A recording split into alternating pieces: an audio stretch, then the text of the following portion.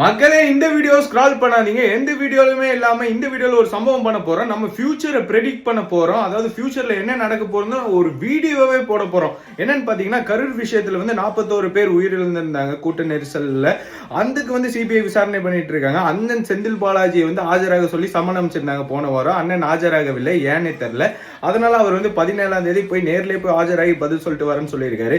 அப்படி அவர் ஆஜராகி அப்படி சிபிஐ உண்மையை கண்டுபிடிச்சு உண்மை வெளியே வரும்போது என்ன சீன் தெரியுமா நடக்க போது?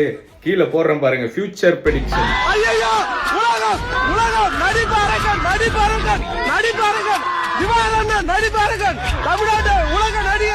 பாத்தீங்களா, இது நான் சொல்லைங்க, ஃபியூச்சர் ப்ரெடிக்ஷன் தான் பண்ணிருக்கேன். பாப்போம் என்ன நடக்குது. நம்ம ப்ரெடிக்ஷன் தப்பா இருக்கா இல்ல தோத்து போகுதான்னு பாத்துருவோம். சரிங்க, தர்மம் தாங்க ஜெயிக்கும், நியாயம் தாங்க ஜெயிக்கும். என்ன கொஞ்சம் லேட்டா ஜெயிக்கும். இப்பவே இந்த வீடியோ சேவ் பண்ணி வச்சுக்கோங்க. என்ன நடக்குதுன்னு பாப்போம் மக்களே. Vote for whistle. நன்றி.